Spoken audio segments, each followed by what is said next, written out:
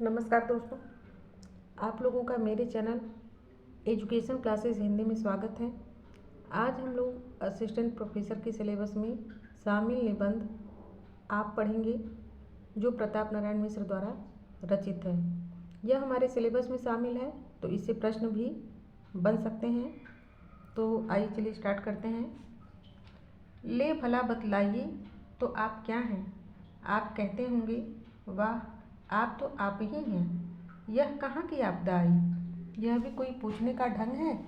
पूछा होता कि आप कौन हैं तो बतला देते कि हम आपके पत्र के पाठक हैं और आप ब्राह्मण संपादक हैं, अथवा आप पंडित जी हैं, आप राजा जी हैं, आप सेठ जी हैं, आप लाला जी हैं, आप बाबू साहब हैं, आप मियाँ साहब हैं, आप नीरे साहब हैं। आप क्या हैं? यह तो कोई प्रश्न की रीति ही नहीं है।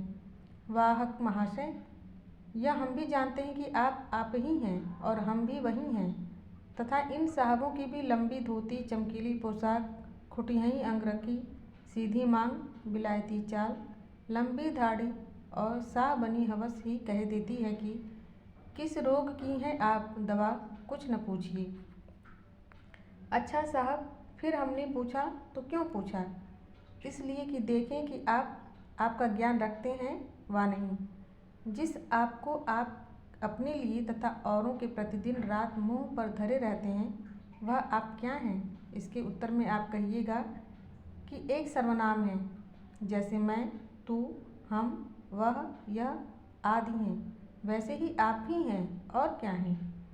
पर इतना कह देने से न हम ही संतुष्ट होंगे, न आप ही के शब्द शास्त्र ज्ञान का परिचय होगा। इसे अच्छे प्रकार कहिए कि जैसे मैं का शब्द अपनी नम्रता दिखलाने के लिए बिल्ली की बोली का अनुकरण है, तू का शब्द मध्यम पुरुष की तुच्छता व प्रीत सूचित करने के अर्थ में कुत्ते के संबोधन की नकल है। हम तुम संस्कृत के अहम त्वम का अपभ्रंश है। यह वह निकट और दूर की वस्तु व व्यक्ति के द्योतनार्थ स्वाभाविक उच्चारण है। वैसे आप क्या हैं? किस भाषा की किस शब्द का शुद्ध व अशुद्ध रूप है और आदर ही में बहुधा क्यों प्रयुक्त होता है?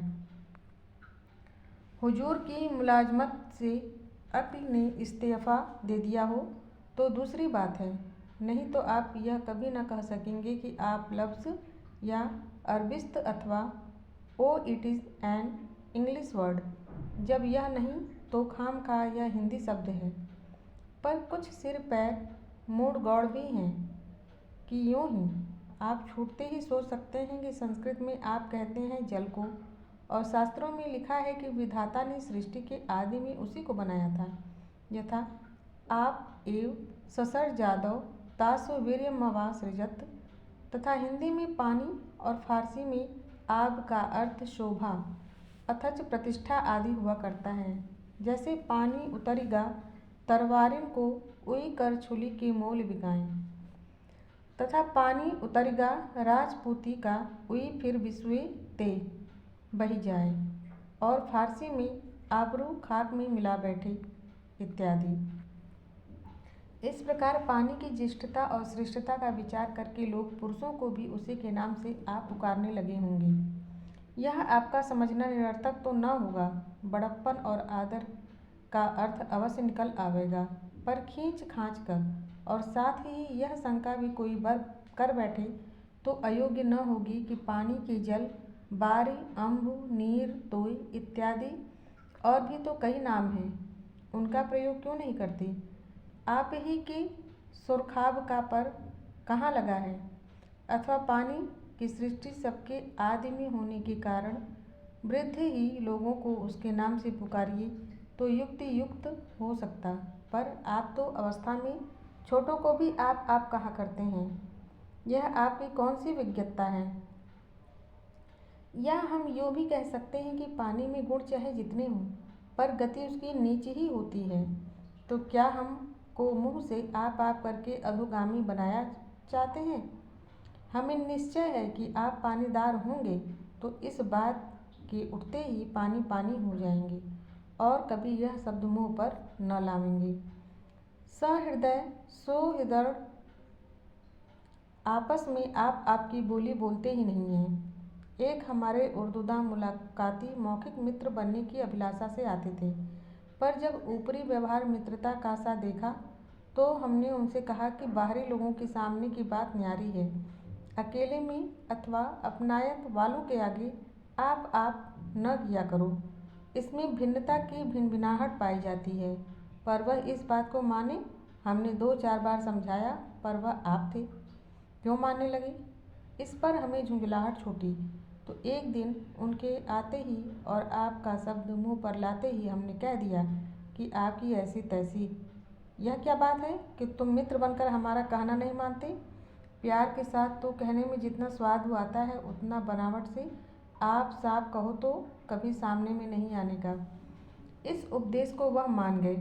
सच तो यह है कि प्रेम शास्त्र में कोई बंधन न होने पर भी इस शब्द का प्रयोग बहुत ही कम वरंच नहीं के बराबर होता है। हिंदी कविता में हमने 2 ही कवित्व इससे युक्त पाए हैं। एक तो आपको न चाहे ताकि बाप को न चाहिए, पर यह न तो किसी प्रतिष्ठित ग्रंथ का है और न इसका आशय स्नेह संबद्ध है। किसी जले भुने कवि ने कहा, मारा हो तो कोई नहीं कह सकता कि कविता में भी आपकी पूछ है। दूसरी घनानंद जी की यह सवैया है, आप ही तो तन हेरी हरियो तिरछे कर नैनन नेह के चाव में, इत्यादि। पर यह भी निराशापूर्ण उपालंब है। इससे हमारा यह कथन कोई खंडन नहीं कर सकता कि प्रेम समाज में आपका अदर नहीं तो ही प्यारा है। संस्कृत फारसी के कवि भी तुम और तू के आगे भवान और शुमा का बहुत आदर नहीं करते, पर इससे आपको क्या मतलब। आप अपने हिंदी के आप का पता लगाइए और न लगे तो हम बतला देंगे। संस्कृत में एक आप्त शब्द है जो सर्वथा माननीय ही अर्थ में आता है। यहाँ तक कि न्यायशास्त्र में प्रमाण चतुष्टय, प्रत्यक्ष, अनुमान, उपमान और शब्द के अंतर्गत श्राव्य प्रमाण का लक्षण ही यह लिखा है कि आप्तोदेश शब्द अर्थात आत्म पुरुष का वचन प्रत्यक्षादि प्रमाणों के समान ही प्रमाणिक होता है। वह यूँ समझ लो कि आप जन प्रत्यक्ष, अनुमान और उपमान प्रमाण से सर्वथा प्रमाणित ही विषय को शब्दबद्ध करते हैं। इससे जान पड़ता है कि जो सब प्रकार की विद्या, बुद्धि, सत्य भाषण आदि सद्गुणों से संयुक्त हो वह आप्त है, और देवनागरी भाषा में आप्त शब्द उसके उच्चारण में सहजतया नहीं आ सकता। इससे उसे सरल करके आप बना लिया गया है और मध्यम पुरुष तथा अन्य पुरुष के अत्यंत आदर का द्योतन करने के काम आता है। तुम बहुत अच्छे मनुष्य हो और यह सज्जन है, ऐसा कहने से सच्चे मित्र बनावट के शत्रु चाहे जैसे पुलक प्रफुल्लित पूरित गाता हो जाएं, पर व्यवहार कुशल लोकाचारी पुरुष तभी अपना उचित सम्मान समझेंगे जब कहा जाए कि आपका क्या कहना है, आप तो बस सभी बातों में एक ही हैं, इत्यादि। अब तो आप समझ गए होंगे कि आप कहाँ के हैं, कौन हैं, कैसे हैं। यदि इतने बड़े बात के बतंगड़ से भी न समझे हों तो इस छोटे से कथन में हम क्या समझ सकेंगे कि आप संस्कृत के आप्त शब्द का हिंदी रूपांतर हैं और माननीय अर्थ के सूचनार्थ उन लोगों के प्रति प्रयोग में लाया जाता है जो सामने विद्यमान हों, चाहे बातें करते हों, चाहे बात करने वालों के द्वारा पूछे बताए जा रहे हों, अथवा 2 वा अधिक जनों में जिनकी चर्चा हो रही हो। कभी कभी उत्तम पुरुष के द्वारा भी इसका प्रयोग होता है। वहाँ भी शब्द और अर्थ वही रहता है, पर विशेषता यह रहती है कि एक तो सब कोई अपने मन से आपको आप ही समझता है, और विचार कर देखिए तो आत्मा और परमात्मा की अभिन्नता या तद्रूपता कहीं लेने भी नहीं जानी पड़ती।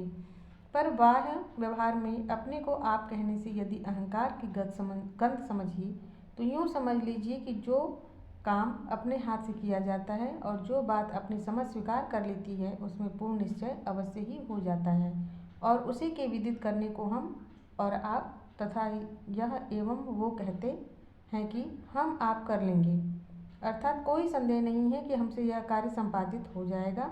हम आप जानते हैं, अर्थात दूसरे के बतलाने की आवश्यकता नहीं है, इत्यादि।